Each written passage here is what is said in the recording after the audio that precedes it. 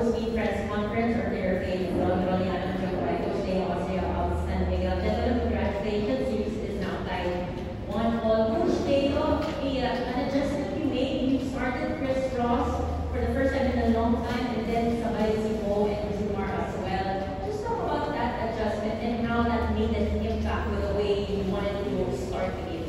Yeah, matagal kami magkasama ni Chris Ross since our first championship.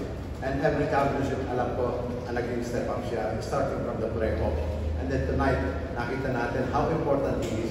Andun yung kanyang leadership, andyan yung kanyang distribution bola, and then comfortable sa kanya yung mga players as a point guard. And then we're so lucky because we did not commit a lot of turnovers. I think this is 10 turnovers. We're averaging before 15, and then you can see naman the stats. So it's a balanced scoring from the bench at saka itong starter namin. We scored I think 50 and 48. Well, balance na balance to. And that's the key. Because the first group relying more on the bench because they need rest, especially Junmar. Okay, and then Mo, I'm happy for Mo. He's playing well and nag-start siya after a few misses na nag-start siya sa game, and everybody doing the role, and even Geronte. Pagpasok niya, I think he scored in the one figure 10 points, ganyan. Medyo very eager lang siya pag-score. But we told him na, Jeron, this is a team game, okay, you should know what to do because we need you in the game as long as you're playing with defense and your hustle is there, the energy is there, so we have no problem with it. Thank you, Coach. Don, galing pa sila pero we're in shot 4 out of 13, 30.8%. But something na napatunayan mo sa Liga is you're not shy to shoot. Kahit anong mundo pa yan ng laro. Where is this confidence coming from and how are you able to build this level of confidence? I work out every day, working my game. So, doon nagagaling yung confidence ko kasi workout ko naman siya. And kahit mag-miss ako ng 0 out of 20, I'm still gonna shoot. Whenever I'm there inside, nagtiwala sa akin. So, kailangan ko lang sa kaya. Before I turn to the press, Coach Leo, just on sa sinabi nito, kahit mag-invest siya ng marami, the trust is still there for you. Ano yung nakikita mo kay Don, Coach? Even at the crucial point of the game. Yeah, very steady state. From the start of the second quarter, I know na makikita mo naman sa body language niya. Unlike in the practice, makikita mo, tawa-tawa lang siya. Pero tonight, makikita mo, seryoso siya. And that's a sign of body language na he wants to win. After a loss, I think we have to bounce back. And everybody realize na we have to step up dahil hindi biro malagay sa 0-2. And then now, we reduce the series into best of 5. So next game is very important for us, dahil for them also, that is pivotal. Because sabi ko nga before, this is just like a chess match. So it's a move of adjustment. Now ready for the questions from the media. Congratulations. Thank you.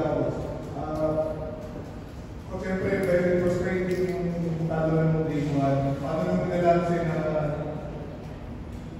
hindi kayo ma-demoralize sa nangyari sa motivated kayo box back?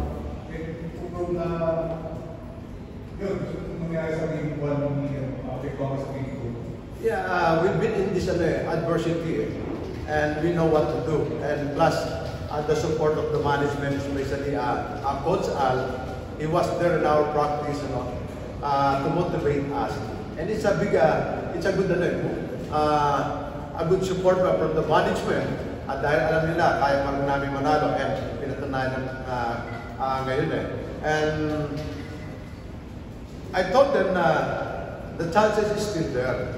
Okay, it's a game of best of 7, so it's just a one loss. Before, there's a lot of championship series for us, nauunahan talaga kami first game. So, parang iniisip namin baka ito yung pattern para sa amin.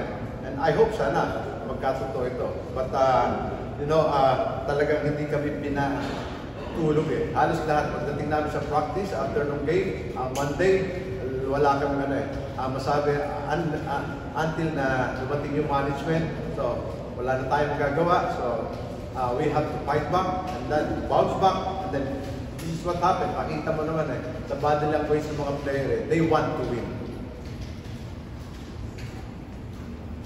Si Mo, kumusta yung pre-mobile niya after the game 1 and ano siya na mag-game to contribute dito sa panalo?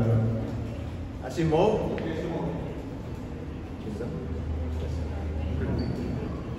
Again, sorry. Si Mo, kumusta yung sa mag-game na hindi siya makikita doon sa nangyari? Yeah, hindi namin masyadong pinag-usapan what happened sa dunk niya. Makikita mo naman tonight, nag-dunk ulit siya eh. That's how we handle that kind of situation problem. Hindi kailangan mag-pressure eh. Dahil alam naman natin player eh. Pagka marami kang narinig, marami kang sinabi, parang maraming analysis, nagiging paralysis eh. And we just let them play.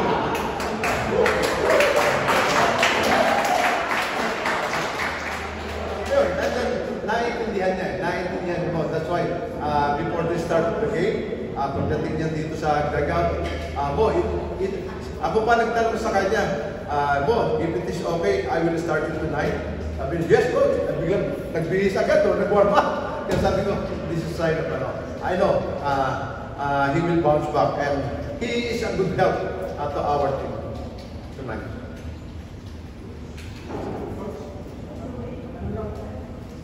Ano lang masabi mo sa impact ni Christmas kanina, lalo sa depensa, na-force na turnover? Given na talaga yun, yung defense niya, that's his game but yung impact niya, yung leadership niya, I know what to do, this is a championship, and kilala ko siya, alam niya, kahit hindi siya win score or gano'n, baliwala sa kanya, as long as na inahalaga niya yung teammate niya sa loob. And that's what happened. And what more, kung nakaka-score pa siya, because of sa skill, defensive skills niya, talagang marami nag-miss especially yung mga fast break na shoot 2 points. Instead na maka 2 points sila, kami nakaka 2 points. That's a big help because the game is so close. And I think 1 or 2 turnovers, I think it will cause a game. And I'm so happy with him dahil talagang yung worth niya, pinakita niya. After nung na-overturn yung dunk ni kapatay yung pumaw after nung diba? Kano mabigat sa iyo yung nangyari yun? And paano naman yung bounce back mo in the way na hindi mo naisipin yung nangyari for this game? Well, nung nangyari, actually, siyempre galing kami kasi I think we're about to win. And siyempre, yun nga, nangyari. Actually, hindi rin ako nakatulog eh. So eager to bounce back. And yeah, we bounce back. Coach, ano lang kasi, although you dominated the paint in the first half, struggling like this outside shooting. So this is something that you have to work on. Yeah, you have to give credit also at the defense of Token Tech. And dahil all of our shots in the perimeter contested actually, yung mga tira nito sa labas his own creation na yun out of our pattern. But what is important is after coming to high percentage, and the first game namin, ganun din and what we did right now, medyo nalimit namin ng konti yung kanilang 3-point shooting. Last time, I think 20 beyond the arc tinira nila. That's why they scored 63 points sa beyond the arc last time. And tonight, 17 of 31. Medyo malaki pa rin. Pero 11 of 37. 11 of 37, talagang kalahati yun na wala And I think what we told them, we should go to our high percentage shooting, which is at the ceiling area. And makikita mo naman, dominated dito sa 2 points area, napakalaking score natin. That ends our closing. Thank you. Cellphone mo na yun. ko.